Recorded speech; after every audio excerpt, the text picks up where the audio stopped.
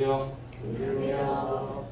오늘 여호수아 23장을 이어서 좀 교제해 보겠습니다. 구약성경 여호수아서 23장.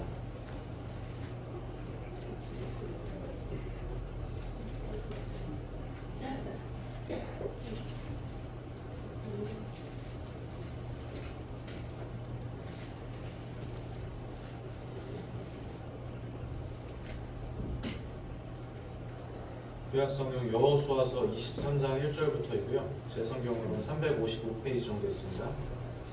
1절부터 11절까지를 한 번 더 읽어보겠습니다. 저와 같이 교독하시겠습니다. 제가 1절, 성도님들이 2절, 11절까지입니다. 여호와께서 주의 모든 원수들로부터 이스라엘을 쉬게 하신 지 오랜 후에 여호수아가 나이 많아 늙은지라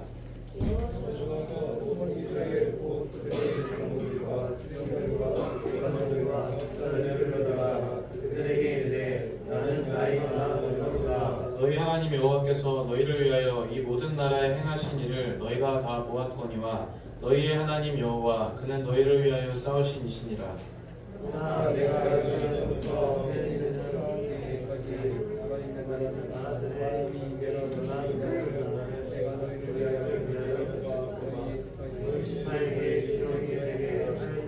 너희 하나님 여호와 그가 너희 앞에서 그들을 쫓아내사 너희 목전에서 그들을 떠나게 하시리니 너희 하나님 여호와께서 너희에게 말씀하신 대로 너희가 그 땅을 차지할 것이라.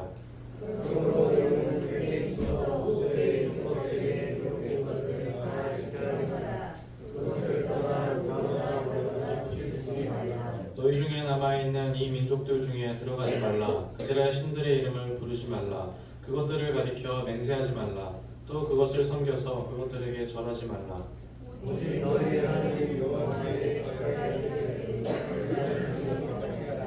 이는 여호와께서 강대한 나라들을 너희 앞에서 쫓아내셨으므로 오늘까지 너희에게 맞선 자가 하나도 없었느니라.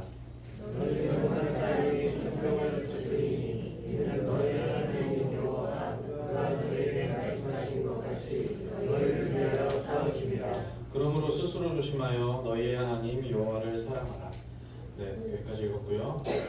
여호수아서 23장 같이 한번 나눴습니다. 저와 같이 지난주에 여호수아의 고별 설교라고 말씀드렸었죠. 제가 이 본문을 언젠가 자세히 나눌 기회가 있을지 모르겠습니다만 이 본문 말고 이제 요한복음 13장에 보시면은 예수님의 고별 설교가 굉장히 방대한 분량에 걸쳐서 13장부터 17장까지 이렇게 걸쳐서 예수님의 또 고별 설교가 신약 성경에는 기록되어 있습니다. 그리고 우리가 아는 것처럼 예수님의 고별 설교는 그리스도께서 허리에 수건을 두르심으로써 이제 시작이 되게 됩니다. 그분이 허리에 수건을 두르시고 제자들의 발을 씻기심으로써 그분의 마지막 설교가 이제 시작이 되게 되는 것이죠. 그래서 사실은 예수님께서 많은 말씀을 하셨지만 13장부터 17장까지 굉장히 많은 그 고별 설교를 하셨지만 이미 그 허리에 수건을 두르시는 순간에 그분께서 하셔야 될 말씀은 모든 말씀을 사실 대신 하셨으리라라고 생각을 합니다. 그리고 그 예수님께서 요한복음 13장에서 하신 말씀이 우리가 잘 알고 있는 것처럼 새 계명을 너희에게 주노니 서로 사랑하라 이렇게 말씀을 하시죠. 그래서 이전의 모든 계명을 뛰어넘는 또 이전의 계명보다 더욱 가치 있는 새로운 계명을 이제 그들에게 말씀하시는 그런 내용이 고별 설교에 담겨 있었습니다. 그리고 그 밑에 부분에는 또 내가 너희를 사랑한 것 같이 너희도 서로 사랑하라라고 그 권면이 계속 이어집니다. 근데 사실 예수님께서 하신 그 권면은 아까 말씀드린 것처럼 예수님이 겉옷을 벗고 허리에 수건을 두르시는 순간부터 이미 말씀하셨다라는 거예요. 그것이 순서라는 것입니다.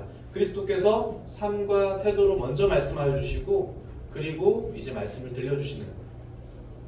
말이 앞서는 것이 아니라 또 어떤 권면이 앞서는 것이 아니라 이 권면에서 가장 중요한 것은 그리스도께서 삶과 태도로서 먼저 보여주시고 그리고 이어서 말씀하신다는 것입니다. 그렇기 때문에 예수님의 고별 설교가 제자들에게 깊은 감동이 되었던 것으로 저는 생각합니다. 예수님의 모든 말씀이 사실 우리에게 울림이 되는 것은 그분께서 그렇게 살으셨기 때문이겠죠. 요한복음 13장부터 17장까지 그 사랑과 섬김에 대해서 말씀하셨던 그 고별 설교가 틀림없이 제자들에게는 깊은 울림이 있었을 것입니다. 실제로 예수님의 고별 설교를 들었던 제자들, 특히 이제 사도 요한은 그 설교 후에 약 60년이 지난 다음에 요한서신에서 동일하게 그 가르침을 반복합니다.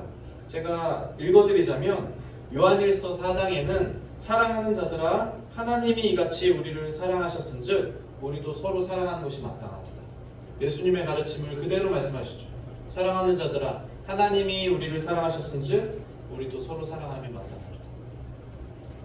예수님께서 삶으로 말씀하셨던 그 고별 설교가 이제 사도 요한의 삶 속으로 들어왔고, 그리고 그가 그것을 다시 한번 말씀을 하십니다. 성경에 기록되지 않았습니다만 이제 주 3세기경에 성경학자였던 제롬이라는 사람이 있었는데, 그 사람이 쓴 책에는 이 사도 요한의 마지막 모습이 잘 기록되어 있다고 합니다. 근데 사도 요한은 다른 사도들보다 좀 더 오래 살았잖아요. 그래서 이제 마지막까지 요한계시록에 이르는 성경을 집필하셨는데, 사도 요한이 이제 아주 나이가 많아 늙어서 제대로 걷지도 못할 때, 그때 이제 설교를 하러 나올 때도 다른 제자들의 이제 부축을 받아서 이제 설교를 하러 나오곤 했거든요. 근데 그가 설교의 자리에 나올 때마다 한 문장만 계속 반복하는 것입니다. 그것이 무슨 문장이었냐면 이렇게 말씀하셨다고 해요. 소자들아 서로 사랑하라. 사도 요한의 마지막 계속 설교가 소자들아 서로 사랑하라, 이 말씀을 반복하셨다. 그래서 제자들이 사도 요한한테 물었습니다. 선생님 왜 그 말씀만 반복하십니까? 왜 그 말씀만 계속해서 하십니까? 그랬더니 이제 사도 요한의 대답이 이것이 주님의 명령이기 때문이다. 이것으로 충분하다. 이렇게 말씀하셨다. 그리고 그것이 초대교회에서 기억하는 사도 요한의 고별 설교였습니다. 지금 우리는 여호수아서 23장을 함께 읽고 있습니다. 이제 여호수아 23장은 여호수아의 고별 설교라고 제가 말씀드렸고 마지막 권면이라고 또 말씀드렸습니다. 이것이 백성들에게 의미 있었던 이유도 동일하겠죠. 왜냐하면 여호수아가 출애굽기를 거쳐서 또 민수기 신명기를 거쳐서 계속해서 광야 가운데서 그가 스스로 하나님을 경험하였기 때문에 그래요. 그가 하나님이 어떤 분이신지를 충분히 경험하고 또 하나님을 섬긴다는 것이 어떤 삶인지를 여호수아의 삶에서 그의 신앙으로 증명해냈습니다. 그래서 그가 이 마지막 설교를 이스라엘 백성들에게 던질 때 이 설교가 그들에게 큰 의미가 있는 것이죠. 제가 지난번에 말씀드렸잖아요. 성도는 소천하면 무엇을 남긴다고 했습니까? 네? 간증. 그렇죠? 수요 집회 안 나오신 분들 지금 뭔 소리가 하시겠죠? 네, 힘들어도 나오시면 이렇게 은혜가 되시는 것입니다. 여호수아서 23장 1절부터 11절까지는 여호수아의 고별 설교인과 동시에 마지막 권면이라고 했는데 그 권면은 4가지로 이루어진다고 말씀드렸습니다. 첫 번째 권면이 무엇이었습니까? 기억하라라고 했죠. 그래서 1절부터 4절까지 여호수아가 그들에게 기억하라라는 권면을 합니다. 그리고 두 번째 권면은 바라보라라는 말씀 드렸어요. 세 번째 권면은 순종하라. 네 번째 권면은 사랑하라입니다. 그렇지만 우리는 지난번에 첫 번째 권면 기억하라에 대해서까지만 교제드렸습니다. 성도는 지나간 시간에 대해서 끊임없이 돌아봄으로써 제가 말씀드린 돌아본다는 것은 어떤 반복된 실수를 돌아본다는 의미가 아니고 성도의 삶에 나타난 하나님의 은혜에 대해서 끊임없이 묵상하라는 말씀이었습니다. 우리의 지나간 삶에 나타난 하나님의 은혜를 계속해서 기억해내야 된다고 그랬죠. 그래서 우리가 매일매일 삶에서 다시 나타날 하나님의 은혜를 기대하는 것입니다. 하나님께서 나를 이렇게 인도하셨구나. 그래서 오늘 아침에 우리가 만찬을 드렸잖아요. 떡과 잔을 통해 예배를 드렸습니다. 이 만찬 예배의 본질도 동일하게 기념하고 기억하는 것이라고 말씀을 드렸잖아요. 주님께서 하신 일을 우리가 매주 기억하는 것입니다. 잊지 않도록 우리가 그래서 계속 되새기고 기념하는 것이죠. 예배와 만찬의 본질이 그리스도의 은혜를 기억하는 것인 것처럼 성도의 신앙도 동일하게 하나님에 대한 기억이 충만해져야지만 우리가 또 내일을 살아갈 수 있는 힘이 된다는 것입니다. 그래서 여호수아는 이 마지막 설교에서, 마지막 고별 설교에서 자신의 권면 중에 첫 번째를 이제 기억하라라는 말씀을 통해서 시작하는 것이죠. 이제 우리는 5절부터 이어지는 두 번째 보면 바라보라라는 부분부터 해서 다시 한번 살펴보겠습니다. 23장 5절입니다. 너희 하나님 여호와 그가 너희 앞에서 그들을 쫓아내사 너희 목전에서 그들을 떠나게 하시리니 너희 하나님 여호와께서 너희에게 말씀하신 대로 너희가 그 땅을 차지할 것이라. 이제 여호수아는 권면하기를 이제 그들에게 있었던 일을 기억해냄과 동시에 이제는 바라보라고 말씀합니다. 그래서 하나님께서 너희에게 말씀하신 그 땅을 너희가 차지할 것이라 라고 말씀하시면서 하나님께서 주신 약속을 다시 한번 바라보라라는 권면을 합니다. 여호수아가 광야에서 경험한 하나님은 어떻습니까? 그분은 어제의 하나님과 동시에 오늘의 하나님이기도 하시고 또 내일의 하나님이기도 하시잖아요. 그분은 에베네셀의 하나님이잖아요. 우리를 여기까지 인도하셨다. 그렇지만 여기까지가 아니라 앞으로도 인도하실 하나님, 우리의 남은 생도 충분히 책임지실 수 있는 하나님. 여호수아는 지금 그 부분을 말씀하시는 거예요. 여기까지 우리를 인도하신 하나님께서 우리에게 주신 약속을 끝까지 책임져 주실 것을 기대하라는 중입니다. 그래서 이 과정이 그렇습니다. 이스라엘 백성들에게 먼저 기억할 것에 대해서 권면한 후에 이제 다시 말씀하시는 바가 약속을 바라보라라는 권면입니다. 언제까지 이제 기억만 하고 있을 수는 없겠죠. 우리가 이제는 하나님의 아직 이루어지지 않은 약속을 분명히 바라보고 기대하라라는 겁니다. 이제 저는 오늘 동일하게 이 5절에 여호수아의 권면과 동일하게 성도님들에게도 동일한 권면을 나눠드리려고 하는 것입니다. 그것이 무엇이냐면 성도님들 함께 주님의 약속을 바라보십시오. 주님께서 우리에게 아직 성취되지 않은, 그렇지만 분명히 말씀하셨던 그 약속을 함께 바라보십시오라는 권면을 드리는 것입니다. 찾지 않겠습니다. 베드로후서 3장에 우리는 그의 약속대로 이렇게 시작합니다. 우리는 그의 약속대로 의가 있는 곳인 새 하늘과 새 땅을 바라보도다. 이것이 하나님의 약속 아닙니까? 우리는 그의 약속대로 의가 있는 곳인 새 하늘과 새 땅을 바라보도다. 아멘이시죠, 그죠? 우리에게 아직 도달하지 않은, 우리가 아직 가보지 못한, 그렇지만 분명하게 우리의 약속되어 있는 주님의 나라가 있는 줄로 우리 함께 믿으시기를 바랍니다. 우리가 그것을 분명하게 바라본다라고 하면, 우리의 시선이 거기서 벗어나지 않는다고 하면 우리가 때때로 길을 잃을 수는 있어요. 예, 길을 잃을 수 있습니다. 우리가 때때로 길을 잃을지언정 우리의 방향은 정확하게 가는 것입니다. 왜냐하면 사람은 바라보는 곳으로 향하기 때문이죠. 제가 몇 달 전에 설교를 드릴 때 길을 찾는 이야기를 드린 적이 있습니다. 혹시 기억하실 것입니다. 오래전부터 사람들이 길을 찾을 때, 내비게이션과 지도가 없는 시기에 길을 찾을 때 사람들은 무엇을 보고 그 길을 찾았다고 했습니까? 제가 말씀드렸네요 방금. 별을 보고, 그죠? 근데 아무 별이나 따라가면 안 된다 그랬어요. 왜냐하면 밤하늘의 별은 1년 365일 빙글빙글 돌거든요. 계속 지구가 자전함과 공전함과 동시에 별자리가 계속 바뀌어요. 그렇지만 변하지 않는 별이 딱 하나 있죠. 그것이 무엇이었습니까? 북극성.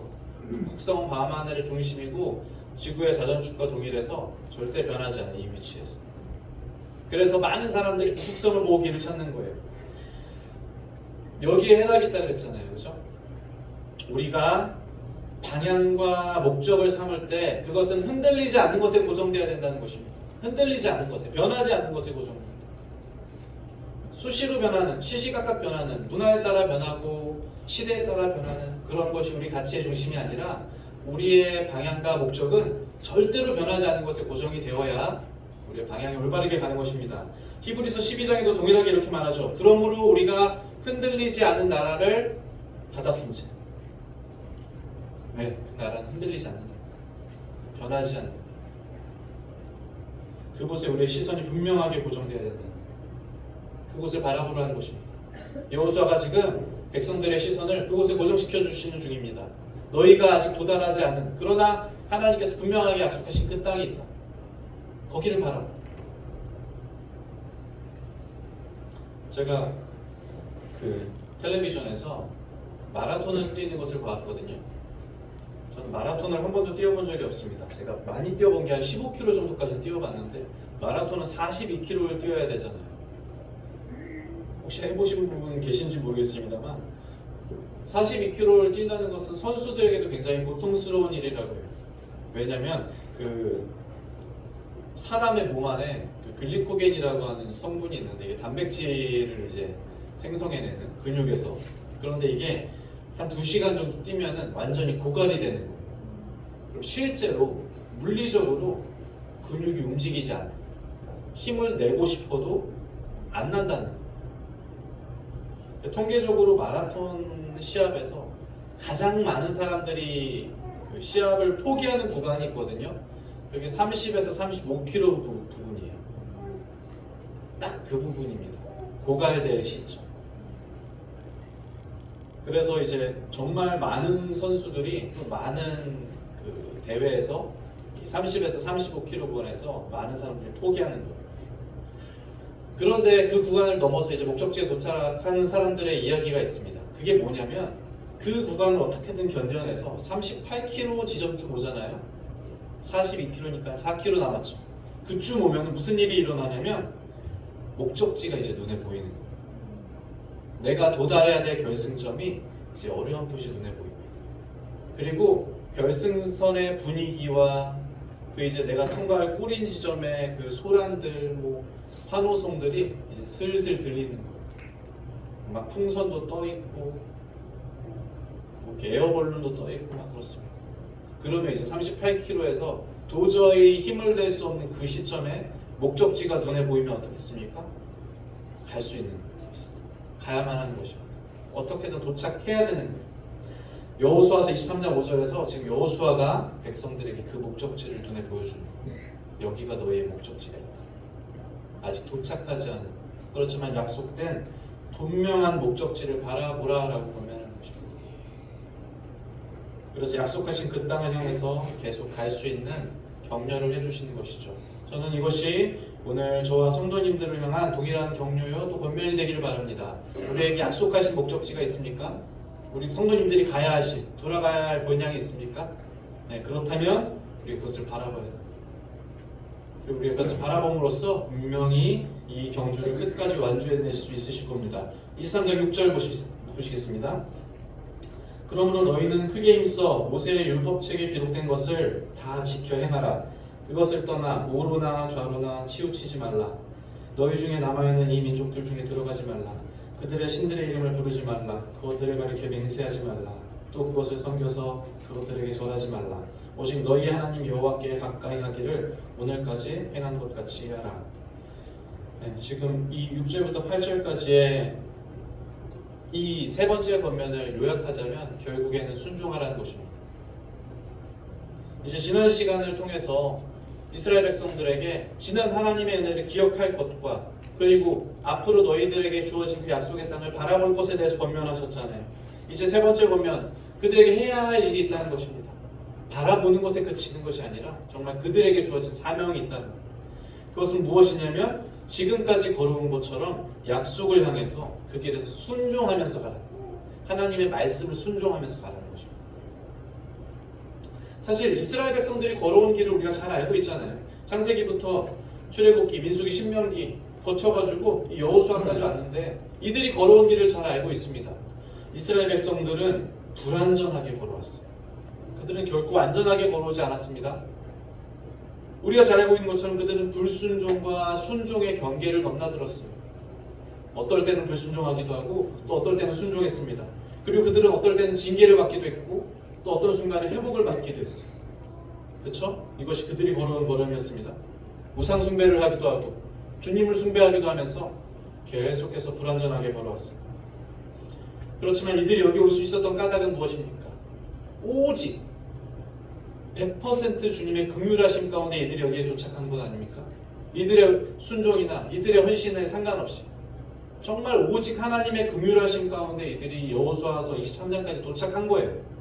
그런데 8절에 기록하기를 뭐라고 기록하셨냐면 오직 너희 하나님 여호와께 가까이 하기를 오늘까지 행한 것 같이 하라. 오늘까지 행한 것 같이 하라. 이게 다른 번역으로는 조금 더 명확하게 설명되어 있는데 전에도 그랬듯이 앞으로 또 그렇게 하여야 합니다 이렇게 써 있거든요. 이게 무슨 말입니까? 지금까지 잘 해왔다. 지금까지 잘 해온 것처럼 앞으로도 그렇게 하면 돼 라고 말씀하시잖아요. 그죠?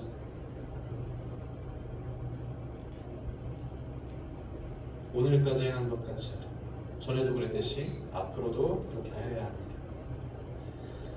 그들을 지금 위로하고 격려하시는 중이에요. 저 개인을 볼 때, 저라는 한 사람 형제를 볼 때 다를 바가 없습니다. 사실 이스라엘 백성들과 끊임없이 불순종과 순종의 경계를 넘나들고 또 징계와 회복을 넘나들고 주님을 숭배하기도 하고 또 다른 것들을 숭배하기도 하면서 계속해서 반복적인 마치 광야 가운데 이스라엘 백성들과 같은 그런 참 혼란에 빠지는 순간이 있죠. 그렇지만 결국에는 우리가 주님께로 돌아오잖아요. 그리고 다시금 주님 앞에 서 있습니다. 우리가 주님께로 돌아왔다고 생각하는 것도 사실은 제가 돌아온 것이 아닌 것입니다. 그것은 주님께서 저를 붙잡아서 다시금 주님 앞에 갖다 놓은 것일 거예요. 전적인 하나님의 은혜일 것입니다. 그런데 그 주권적인 하나님의 역사 가운데서 제가 다시 하나님께 서 있을 때 동일하게 이렇게 말씀하십니다. 어떻게 말씀하십니까? 지금까지 한 것처럼 그렇게 하면 돼. 우리 동일한 경력 가운데 거하는 거예요. 마치 돌아온 탕자 가운데 돌아온 탕자에게 아버지가 버선발로 맨발로 그를 안아주면서 잘 돌아왔다고 말씀하시는 것처럼, 그렇죠? 길을 자주 잃어버린 우리 가운데 잘 찾아왔다고 말씀하시는 은혜가 여기 있다. 잘 돌아왔다. 혹시 오늘 성도님들 가운데 혹은 믿지 않으시는 분들 가운데 주님께 돌아와야 되는 또 돌아오고 싶은 분이 있다면 이 음성을 분명하게 듣게 되시길 바랍니다. 우리가 어느 때고 주 앞에 돌아오더라도 늦은 때는 전혀 없습니다. 어느 때고 주 앞에 돌아오더라도 그때라도 분명하게 틀림없이 이렇게 말씀하실 거예요. 옳은 방향으로 잘 찾아왔다. 그렇죠? 여기 우리 신앙에 담대함이 있기를 원합니다. 자, 이제 6절에 보시면 이들에게 지켜 행해야 될 대상이 분명하게 존재했어요. 그것은 6절에 기록된 것처럼 모세의 율법 책이라고 기록되어 있습니다. 이것은 이스라엘 사람들이 토라라고 불렀던 율법이죠. 모세의 율법. 그렇지만 이름은 모세의 율법이지만 사실은 하나님이 모세를 통해서 이스라엘 백성들에게 주신 하나님의 말씀이었습니다. 그들이 토라라고 불리는 이 율법은 결국엔 하나님의 말씀으로부터 비롯됩니다. 그 말은 그리스도인은 결국 순종해야 될 대상이 무엇이냐면 하나님의 말씀이라는 것입니다. 다른 것에 순종하는 것이 아니라 우리가 순종해야 되는 대상은 어떤 세상의 불의한 가치관도 아니고 또 개인의 신념도 아니고 성도님들이 순종해야 될 대상이 무엇이겠습니까? 무슨 틀림없이 하나님의 말씀이라는 우리가 순종해야 될 대상은 어떤 정치적인 이념도 아니고 그죠? 교회 장로들의 어떤 가치관도 아닙니다. 그런 것들을 100% 제외하고 오직 하나님의 말씀. 우리의 순종하는 대상은 지식이나 철학이나 어떤 재물이나 세상의 권세도 아니고 하나님 말씀에 우리가 순종할 수 있는 다른 유가 없다. 중세 카톨릭에 타락했을 때 15세기경에 우리가 잘 알고 있는 것처럼 마틴 루터를 비롯해서 많은 종교 개혁가들이 그 타락한 카톨릭으로부터 개혁할 것을 끊임없이 외쳤어요. 그래서 그들이 외쳤던 게 5가지가 있었잖아요. 오직 성경, 오직 그리스도, 오직 은혜, 오직 믿음, 오직 하나님께 영광. 그죠? 그 중에 첫 번째가 무엇이었습니까? 오직 성경이었어요. 솔라 스크립처, 올리 바이블. 뭐 어떤 교황의 권위나 교회의 전통이 자꾸 성경을 앞서는 거예요. 뭐 어떤 세상의 막 그런 지식들이 자꾸 성경보다 위에 있다라고 생각하는 거예요, 사람들. 이래서는 안 된다는 것입니다. 그래서 오직 성경밖에 없다. 우리가 순종할 때서 하나님 말씀으로 돌아가죠. 그리스도인들에게도 이것이 유일하고 불변의 진리일 것입니다. 오직 말씀만이 우리 판단의 최우선순위가 돼야 돼요. 최우선순위라는 말도 사실은 좀 거북합니다. 뭐 차선이 있다는 느낌처럼 들리잖아요, 그죠? 성경만이, 하나님 말씀만이 사실은 유일한 판단의 근거가 돼야 되는 것이 맞겠죠. 불변하시는 하나님 말씀만이 마치 북극성처럼 그것이 우리가 따라가야 될 유일한 기준이 되어야 된다는 거예요. 역대하 18장에서 우리가 잘 알고 있는 장면이지만 유다의 이제 신실한 왕이었던 여호사밧이 이스라엘의 타락한 왕이었던 아합 왕과 이제 전쟁을 할지 말지를 두고 이제 토론하는 장면이 있습니다. 기억나실 거예요. 그래서 이거 전쟁을 해야 돼 말아야 돼, 동맹을 해야 돼 말아야 돼, 막 이렇게 토론하는 장면. 그때 하나님을 경외하던 여호사밧 왕이 아합 왕에게 뭐라고 말합니까? 하나님의 말씀이 그러한가 먼저 물어보소서 이렇게 말합니다. 선지자에게 먼저 하나님의 말씀이 어떠한지를 물어보소서. 그러니까 판단의 기준을 하나님 말씀에 두자는 거예요. 어떤 정세의 유불리함을 따지는 것이 아니고, 어떤 유리함을 따지는 것이 아니고, 어떤 나의 자산과 우리의 국력을 따지는 것이 아니고, 이 판단의 기준을 오직 하나님께 두자라는 거예요. 지금 멋있죠, 그죠? 하나님의 말씀이 어떠한지 먼저 물어봅시다. 자, 그래서 우리가 이 순종하라는 권면 가운데 정말 하나님 말씀에 순종할 수 있는 담대함이 있기를 원합니다. 근데 선행되어야 될 것이 있죠. 말씀에 순종하기 위해서는 어떻습니까? 우리가 하나님 말씀에 순종하기 위해서는 무엇을 해야 됩니까? 잘 알고 계실 것인데요. 말씀에 순종하기 위해서는 말씀을 읽어야 되잖아요. 그렇죠? 말씀을 모르는데 어떻게 순종하겠어요? 당연히 말씀에 순종하기 위해서 성도들은 말씀을 끊임없이 친숙하게 우리의 삶 가운데로 끌어와야 돼요. 그렇지 않고 우리가 어떻게 순종합니까? 말씀이 무엇인지도 모르는데. 매우 지극히 단순한 권면이지만 사실은 그것부터 시작해야 되는 것이죠. 여호수아가 이스라엘 백성들에게 모세의 율법에 순종하라 라고 말할 때 그들이 모세의 율법을 모른다면 이것을 순종할 수 있는 이 힘이 어디 있습니까? 성도가 말씀에 순종해야 한다라고 할 때 우리가 틀림없이 우리의 삶 가운데 말씀을 가까이 드려야 되는 줄로 믿습니다. 그래야 우리가 말씀에 순종하는 그 삶을 살 수가 있을 거예요. 말씀에 순종하는 삶은 정말 놀라운 놀라운 열매를 맺게 될 거예요. 우리 그 증거를 보여드리겠습니다. 23장 5절 6절을 읽었는데 이 권면이 어디서부터 왔는지 제가 보여드릴게요. 여기를 성도님들은 23장 5절 6절을 그대로 보시고 저는 여호수아 1장으로 돌아가겠습니다. 제가 1장 6절을 읽을 텐데 제가 1장 6절을 읽을 때 성도님들은 23장의 5절을 한 번 더 읽어주세요. 아시겠죠? 제가 그리고 1장 7절을 읽을 건데 성도님들은 그 바로 밑에 절 23장 6절을 또 읽어주시면 돼요. 그러니까 성도님들은 제가 말씀 읽으면 23장 5절 6절 읽어주시면 돼요. 자, 제가 먼저 읽겠습니다. 여호수아서 1장 6절입니다. 강하고 담대하라. 너는 내가 그들의 조상에게 맹세하여 그들에게 주리라고 한 땅을 이 백성에게 차지하게 하리라.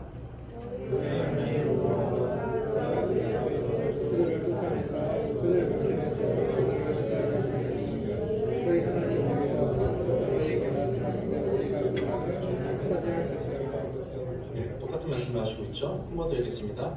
오직 강하고 담대하여 나의 종 모세가 내게 명령한 그 율법을 다 지켜 행하고 우로나 좌로나 치우치지 말라. 그리하면 어디로 가든지 형통하리니. 그러므로 너희에게 있어 모세의 율법책에 기록된 것을 다 지켜 행하라. 그것을 우로나 좌로나 치우치지 말라. 네, 제가 1장 8절도 읽겠습니다. 이 율법책을 내 입에서 떠나지 말게 하며 주의 그것을 묵상하여 그 안에 기록된 대로 다 지켜 행하라. 자, 제가 지금 1장 5절 6절 7절 성도님들 23장 5절 6절 똑같은 말씀이 기록되어 있잖아요. 그죠? 너희가 그 땅을 차지할 것이라. 그리고 좌로나 우로나 치우치지 말라. 그리고 하나님 말씀에 순종하라. 제가 읽은 여호수아 1장은 하나님께서 여호와께서 모세가 죽은 후에 모세의 수종이었던 여호수아에게 주시는 말씀이었어요. 이제 그 지도자 생활을 막 시작하는 새내기 지도자였던 여호수아에게 하나님이 강하고 담대하라. 약속을 바라봐라. 좌로나 우로나 치우치지 말고 이제 하나님 말씀을 지켜 행하라. 이렇게 말씀하셨거든요. 그리고 여호수아서 23장은 그 말씀을 받은 후로부터 약 30년의 시간이 지났습니다. 이제는 여호수아가 주님께로 돌아갈 시간이 됐어요. 이 말씀을 받은 후에 30년이 지났다고요.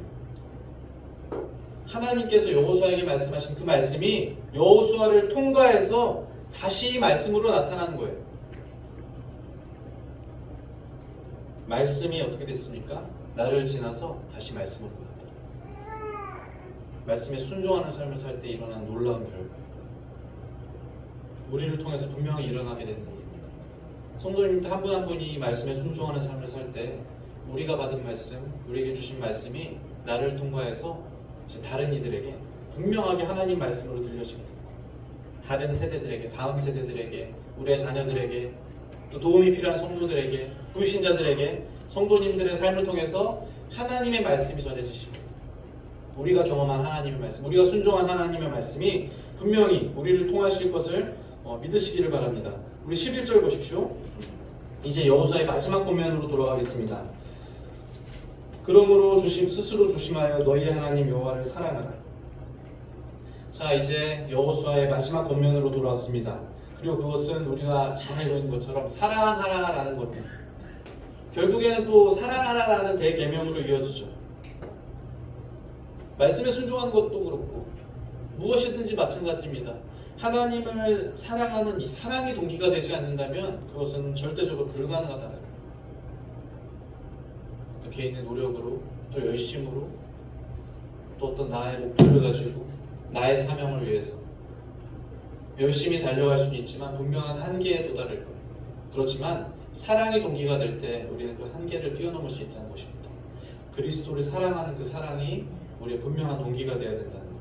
제가 처음에 말씀을 시작하면서 요한복음 15장, 13장부터 17장까지는 예수님의 고별 설교에 대해서 말씀드렸잖아요. 그죠?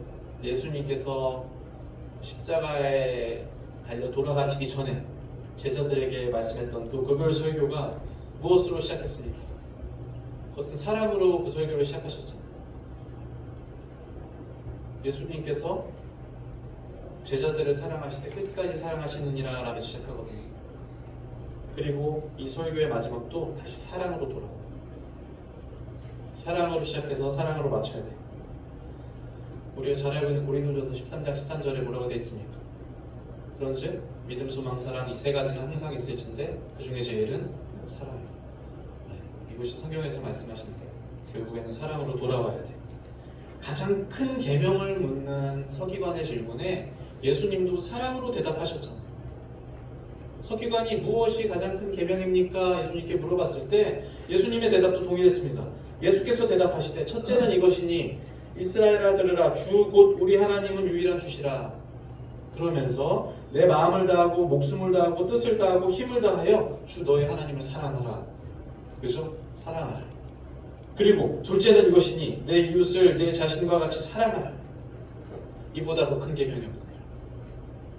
모든 계명을 뛰어넘는 어떤 것보다 가장 위대한, 가장 먼저 순종해야 될 결국의 사랑이라.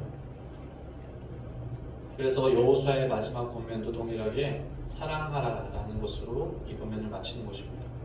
자, 근데 사랑하라라는 권면은 어떻습니까? 사랑하라, 사랑하라 이렇게 성도님들 지금 권면하는 거예요. 예수님께서 사랑하라. 그것은 정말 어렵고 힘든 일이잖아요. 그죠? 이것은 사실 두렵기까지 합니다. 왜 그러냐면 우리가 경험한 사랑이라는 단어는 하나님의 사랑, 이것은 저와 공존하지 못하는, 제가 감히 다다를 수 없는 어떤 영역일 것이라는, 제가 알고 있는 사랑이라는 단어는 무엇이냐면 하나님께서 자신의 가장 사랑하는 아들을 우리를 위해 내어주셨다는, 이게 사랑이잖아요. 예수 그리스도께서 피조물을 위하여 십자가에서 그 모든 고통을 참으시고 돌아가셨다는, 이게 제가 알고 있는 사랑이거든요.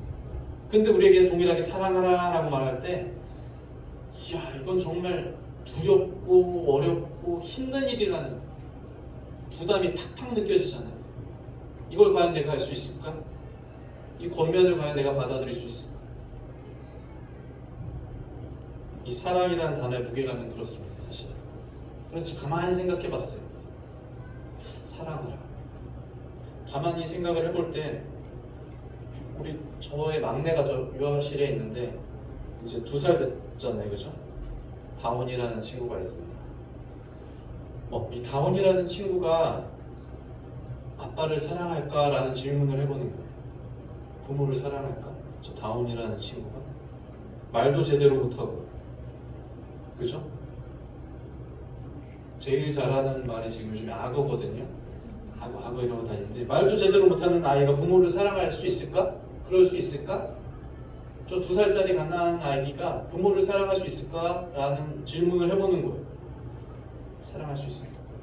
근데 가만히 보면요, 아이는 부모가 안아주기를 간절히 바라고 있어요. 항상 안아주기를 바랍니다. 그리고 아이는 부모가 떠나면 슬퍼해요. 웁니다. 그리고 부모가 집에 돌아오면 즐거워해요. 막 춤을 춰요. 막 와다다 달려옵니다. 그리고 아이는 부모의 손을 잡고 싶어요. 아이는 부모를 따라가고 싶어요. 그죠? 이게 제가 경험한 저 아이의 모습이거든요. 아이는 부모와 함께 있는 것에 기쁨과 안도감을 느껴요. 그래서 제가 그것을 쭉 생각해 봤을 때 결론은 무엇이었냐면, 말 못하는 아이도 부모를 사랑한다. 물론 그것이 부모의 사랑과는 조금 다른 영역일 것일 것입니다. 수준의 차이가 당연히 있겠죠. 어쩌면 그것이 사랑이라는 그 표현보다는 어떤 뭐 안도감이나 안정감으로 느껴질 수 있겠지만, 어쨌든 저 아이가 할 수 있는 최대한의 수준에서 부모를 사랑하고 있다. 그죠? 아이가 할 수 있는 최대한의 수준에서 부모를 사랑합니다. 부모의 사랑과 비교할 수 없는 그런 참 하찮은 동물적인 사랑일 수는 있으나, 결국에 그렇습니다. 사랑이라는 것은 절대적인 크기로 비교 측정할 수 있는 게 아니라는 거예요. 우리가 어떻게 해야 하나님의 사랑에 다다를 수 있겠습니까? 그것은 절대적으로 불가능합니다. 그렇지만 우리가 사랑하라라고 하나님의 부르심을 받았을 때는 그것은 그리스도의 희생에 비교할 만한 그런 숭고한 사랑을 그분께서 말씀하시는 것이 아니라 마치 아이와 같은 순전하고 간단하고 본능적인 사랑을 그분께서 우리에게 말씀하시는 거예요. 우리가 주님을 원하고, 우리가 주님과 함께 있고 싶고, 우리가 주님과 같이 있을 때 안도감을 느끼고, 주님을 떠나면 불안한, 그것이 지금 성도님들에게 사랑하라라고 주시는 권면이에요. 성도님들 삶에 하나님이 정말 간절하게 필요하십니까? 필요하십니까? 하나님과 함께 교제하는 것이 즐거운 일이십니까? 또 성도들과 교제하고 우리가 교회 나오는 것이 우리에게 정말 필요하고 소중한 일이십니까? 그렇다면 우리가 하나님을 사랑하는 그 걸음에 들어가는 거예요. 그것이 주님께서 말씀하시는 사랑인 것입니다. 비록 주님의 사랑과 차이가 있고 주님의 사랑과 비견될 수 없을지라도, 그러나 우리가 할 수 있는 최대한의 사랑인 거예요. 이제 말씀을 줄이면서 우리가 여호수아의 고별 설교를 23장 1절부터 11절까지 나눴습니다. 4가지 권면을 드렸습니다. 첫 번째, 기억하라. 그리고 두 번째, 바라보라. 그리고 세 번째, 순종하라. 이제 마지막 권면, 사랑하라. 그죠? 여호수아의 삶을 걸쳐서 이 권면이 1장에서 들었던 그 권면이 이제 23장에 30년의 시간을 지나서 여호수아의 삶을 통과해서 다시 이스라엘 백성들에게 전해지는 중이에요. 이것이 여호수아 인생의 깨달음이기도 하고 또 여호수아 신앙의 정점이기도 하시겠죠. 자, 어쨌든 이 동일한 권면이 저는 틀림없이 저와 성도님들에게도 유익이 될 것으로 믿습니다. 그래서 이 권면 가운데 우리가 함께 동참할 수 있는 은혜가 있기를 간절히 기도드립니다. 함께 기도하겠습니다.